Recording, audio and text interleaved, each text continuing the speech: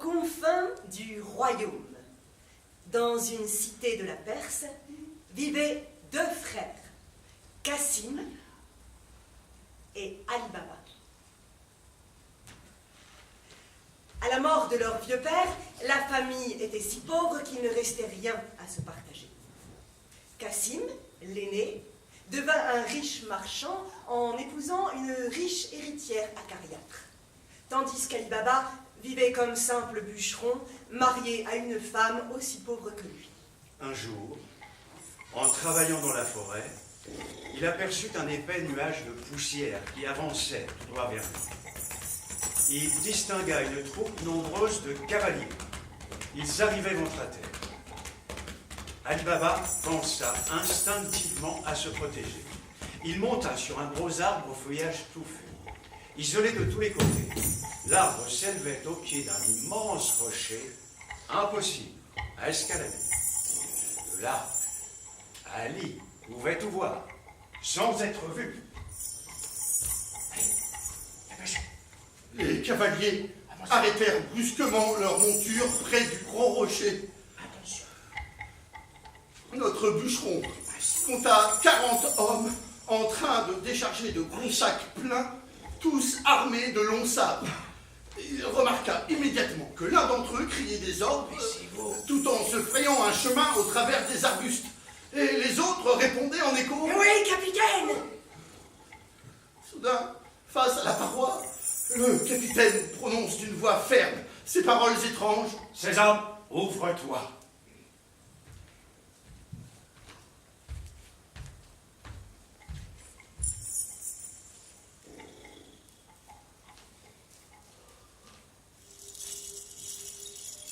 Stupéfait, Ali Baba voit la roche s'ouvrir sur les ténèbres d'une immense caverne dans laquelle la troupe s'engouffre pour disparaître dans le noir.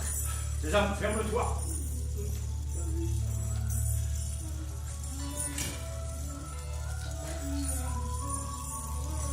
Ali Baba, pétrifié à l'idée d'être surpris sur sa branche, ne bouge pas d'1 millimètre. L'attente lui semble une éternité, mais la curiosité l'emportant sur la peur, il se met à prier et à chantonner sans même s'en rendre compte. Enfin, la lourde porte pivote, laissant défiler les 40 cavaliers avec leurs sacs vides. Fermant la marche à la mine sévère, le chef se retourne et dit de sa voix froide. Sésame, ferme-toi.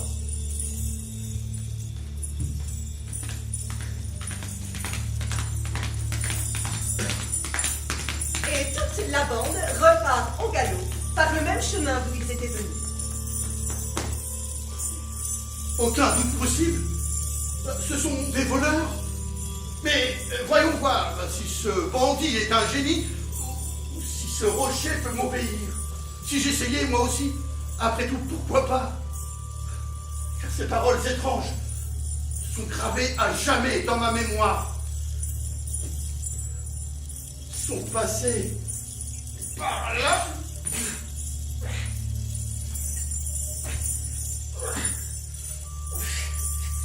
Puis par là. Mais voilà. Face à la paroi, tremblant et résolu, il dit très fort.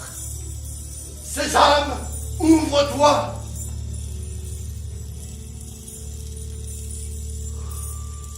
Le bûcheron n'hésite pas une seconde. Il pénètre dans la grotte.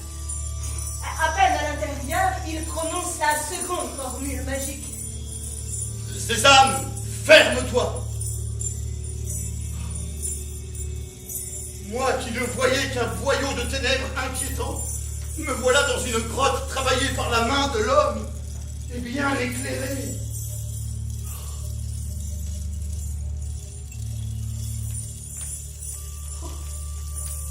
Une voûte, élevée comme une cheminée, recevait la lumière du jour par une large ouverture.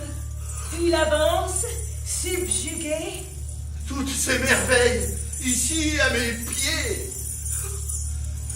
Par le Tout-Puissant, sont-ils de grands princes de vulgaires voleurs pour posséder un tel gisement?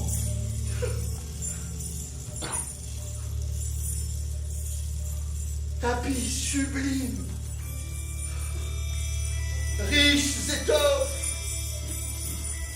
chandeliers d'argent, coupes ciselées,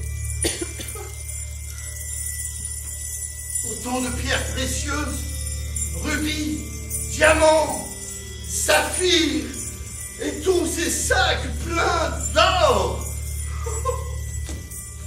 1001 vies ne suffiront pas pour épuiser un tel trésor. Que m'arrive-t-il? Ali, le Seigneur a fait de toi un pauvre homme. Tu n'es qu'un simple bûcheron. Et bûcheron, tu resteras. Mais soudain, il plonge ses mains dans les pièces d'or et méthodiquement remplit ses poches. Bien malin celui qui pourrait s'en apercevoir. Je vais les cacher sous les fagots. Puis il s'empare d'un sac plein.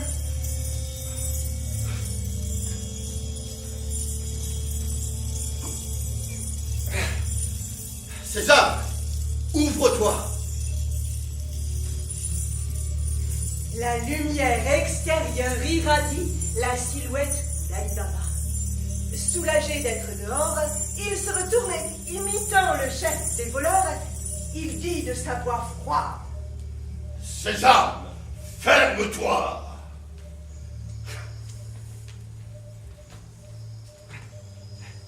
Ali Baba rassemble ses ânes, dissimule son butin sous le bois et reprend le chemin de la Médina.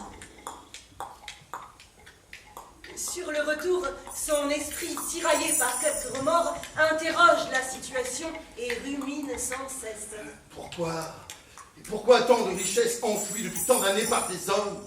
Aucune richesse n'empêche un mortel de s'éteindre. Seul le Tout-Puissant est éternel. Et il prie pour ne pas faire de mauvaises rencontres et pour le salut de ses proches. Il salue ses amis les marchands, comme à l'habitude. Mais, arrivé chez lui, sa femme lui dit: mais comment? Tu es déjà à la maison?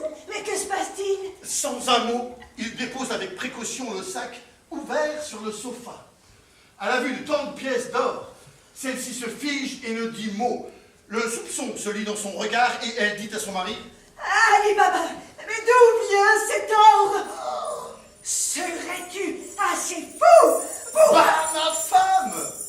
Est-ce être un voleur que de prendre à un voleur? Ne t'inquiète pas, tu cesseras de me soupçonner quand je t'aurai compté ma bonne fortune. Et soudain, il vide le sac, et les pièces d'or forment une pyramide. Son épouse est éblouie. Elle plonge ses mains tremblantes dans les pièces d'or et, fiévreusement, se met à compter tout l'or qui était devant elle. Ma femme, tu n'es pas raisonnable.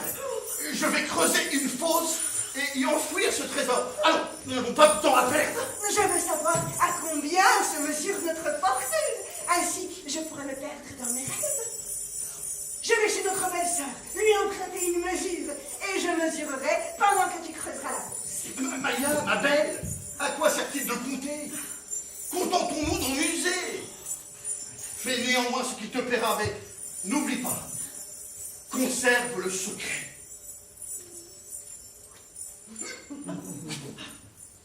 Trop excité à l'idée de compter ses richesses, ignorant les recommandations d'Ali Baba, l'imprudente se rendit chez sa belle-sœur. Sans réfléchir, essoufflée, elle s'empressa de dire: J'ai besoin d'une petite mesure d'achat. Traitement, je n'en ai pas pour longtemps. Je te la vendrai très vite. Oh, tu la veux grande ou petite? Petite, toute petite, je t'en prie. Attends un moment, je vais t'en apporter une.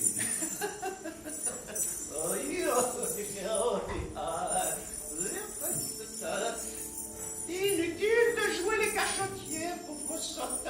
Un peu de ce suif bien ajusté sur le dessous, et je saurai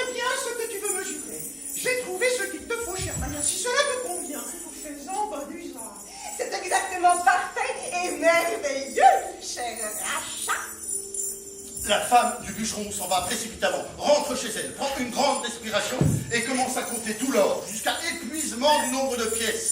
Ravie de son calcul, elle en informe Ali Baba qui lui dit « Mayab, ma belle, tu as bien conservé le secret, chère femme. » Oh oui, je l'ai bien conservé. Mieux conservé, ce n'est pas possible. Mais elle n'avait pas pris garde qu'une pièce d'or était restée collée sur le fond de la mesure en la rapportant. Sitôt partie, la femme de Cassim dit « Voyons voir de quoi il retourne. Quoi? Ali Baba possède de l'or. Mais où ce misérable l'a-t-il trouvé? Ces cutéreux serait-il devenu riche par quel miracle? Oh, la jalousie et l'envie s'emparèrent aussitôt de mon cœur. Cassim! Cassim! Tu crois être riche, tu te trompes. Ali Baba est infiniment plus que toi.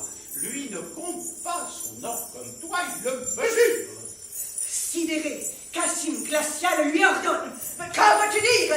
Parle sans énigme. Sache que j'ai reçu la visite de Maya qui me demandait de lui prêter une mesure. En cachette, j'ai mis du suif dessous. Et vois donc ce que cette stupide femme a rapporté sans le savoir.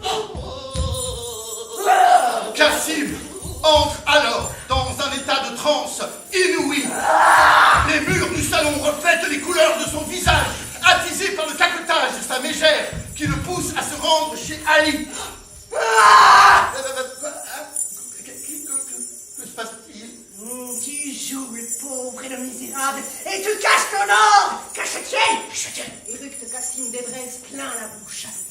Je ne vois pas ce que tu veux me dire. Explique-toi donc et reprends ton calme. Voyons, nous sommes frères. Ne fais pas l'ignorant. Avoue-moi plutôt combien tu possèdes de pièces d'or semblables à celle-ci. Nous l'avons trouvée collée sous la mesure que ta femme est venue emprunter hier. Ali Baba, qui n'était pas homme à mentir, avoue toute la découverte à son frère et lui offre de partager le fabuleux trésor. Je vais tout te raconter, mais promets-moi de bien garder le secret. Je n'ai aucune promesse à te faire. Et j'entends bien que tu m'indiques où se trouve ce don du ciel. Si tu refuses, je te dénonce à la justice. Je suis sûre de toucher une belle récompense. Et toi, tu finiras comme un paria, avec des moignons pour gratter tes poux. Le langage et l'arrogance de ce frère ennemi chagrinèrent Ali Baba, qui lui transmit de bon gré toutes les informations nécessaires, sans oublier la formule magique indispensable. Sésame, ouvre-toi. Sésame, ouvre-toi. Sésame, ouvre-toi. Sésame,